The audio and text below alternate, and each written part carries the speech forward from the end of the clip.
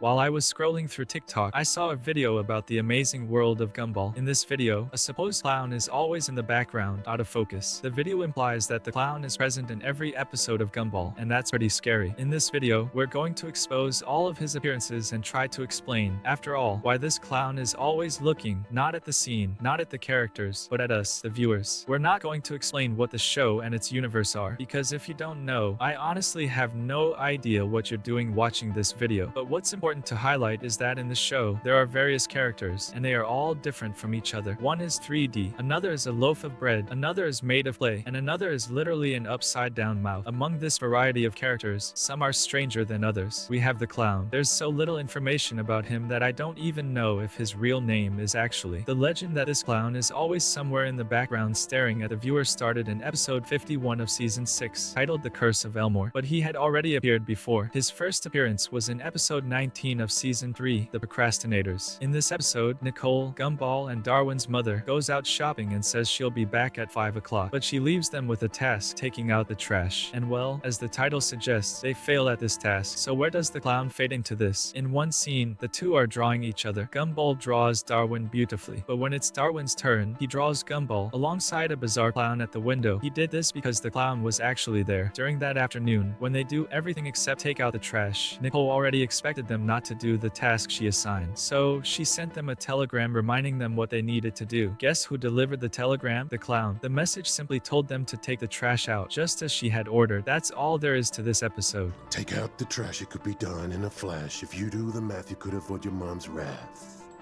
Signed, Nicole Watterson. This is the only relevance he has for now. His second appearance is a bit scarier, and I'd even say sadistic. In this episode, Gumball wants to prove a point. In this series, we have two extremes of personality. On one side, we have Gumball, the Antichrist himself. For those who have seen the show, you know that most of his actions are evil, not because he wants them to be, but simply because he does everything wrong or because he's stubborn. On the other side, we have Alan, who, no matter how bad the situation is, will always find a way to see the glass half full. Well, in this episode, Gumball is acting like the Joker. He wants to prove that the distance between a normal person and an insane person is just one bad day. In short, he will do everything he can to push Alan over the edge, to make him lose control of his anger, or as he himself says in the episode, "I want you to be as bad as I am." Among the many things he does to break Alan, one of them crosses all limits. Alan is clearly a balloon, and so are his parents. Gumball sells his parents to a children's party so they can be turned into balloon animals, like dog-shaped balloons and such. And guess who bought them? The same clown. The scene is bizarre because Alan's parents beg for help, saying they have a son, but the clown just ignores them, showing himself to be completely cold-hearted. His third appearance is in episode 38 of the 4th season, one of the most random episodes of the show. It consists of a bunch of skits that, at first, seem meaningless and disconnected, but by the end of the episode, everything is explained. This episode focuses on the weirdest people in Elmore, the city where the show takes place. Each character gets a bit of screen time, doing something random. In the end, they all sing together a song about how being totally normal isn't normal. And of course, in an episode that explores strange characters and their peculiarities, this clown had to have his moment too. He gets a scene where he sings alone and later appears alongside everyone else, singing together. His next relevant appearance was in the 6th season, and the episode 1 mentioned at the beginning, The Curse of Elmore. This was the episode that turned the clown into a legend, and it's the reason this video exists. This episode also sparked a dark theory surrounding the clown. In the plot, Alan and Leslie are walking around on Halloween night. They end up in a place deliberately set up by Samara, who, in reality, isn't actually Samara, but I'll explain that later. They then try to play yo-yo with a VHS tape. Samara explains that it's a tape and forces them to watch its content. The tape contains various clips from different episodes of the amazing world of Gumball, and when I say various, I mean a lot. Episodes of this show usually last around 9 to 11 minutes, and in this episode, we spend all that time watching clips from multiple episodes. Among these clips, we even revisit the IP from the Smile tapes, the infamous virus from Gumball, and this is where the myth was born, because the clown is present in every episode. He is always hidden somewhere in the background, but he isn't watching the scene or the characters. He is staring directly at us, the viewers. This episode is always mentioned whenever something strange happens in Elmore. The clown is always lurking, and indeed, all the scenes we see are from iconic episodes where something major went wrong or something really bizarre happened. There is a theory circulating on Reddit that suggests the following. During these moments when something goes wrong or strange things happen, the characters become vulnerable. They are left left defenseless and become easy targets. This is important for the clown because his true goal is to kidnap children. So why doesn't he just take them right away instead of just standing there? Because he is aware that this is a children's cartoon. He knows that we are watching. He understands that we would notice something like that happening. That's why he is always looking straight at the camera, waiting for the moment when we look away so he can make his move. This theory makes the whole thing even creepier and more threatening, turning something that was already strange into something truly unsettling. But my friends, this is that moment when I pat you on the back and say this is fake. And that's proven by this it really can't be. Remember when we said that Samara wasn't actually Samara at all? This tape and this clown were all just a setup, part of a Halloween prank made by Tobias. He deleted the video. He was Samara the whole time. So, are we just supposed to erase from our minds an incredible theory? No, that's because it still holds weight with 2 other episodes. This clown appears twice more before this episode, and these appearances are real and very quick. Season 5, Episode 5. In this episode, we explore how Nicole, Gumball's mother, met Richard, Gumball's father. In this scene, Nicole is still a child, and the clown already exists. His appearance happens in a traffic scene. While all the characters are looking forward at the road, he is once again staring straight at the camera. His other appearance was also in Season 5, Episode 40. This episode is extremely surreal, and it's hard to describe since it has no clear structure. It's a special episode where we experience a news broadcast about the city of Elmore. For the second time, our clown proves to be an excellent driver, appearing as he drives his car down the street. The scene is brief, and once again, he's looking at the camera. It's clear that the creators of Gumball wanted to build some sort of mystique around the clown. The theory that he wanted to kidnap the kids came from his first appearance, but it gained strength with his later ones. I bet that Cartoon Network itself asked creators to quote-unquote nerf his appearances, giving him the conclusion of just being part of a prank. But this prank doesn't erase the fact that he was hired to scare the kids, and it doesn't erase the fact that he always looks at the camera. Another theory suggests that Nicole hired him not just to scare them, but to watch over them all the time. This theory is a bit weak, but it still makes some sense. At the end of the day, we still don't have many answers about this character, who he is and what he wants. Personally, I like to believe that he does have a secret and a mystique surrounding him. It's no coincidence that on Halloween, he was Tobias' costume. I hope you enjoy this video. Leave your opinions in the comments. My name is Thinker, and I'll see you next time.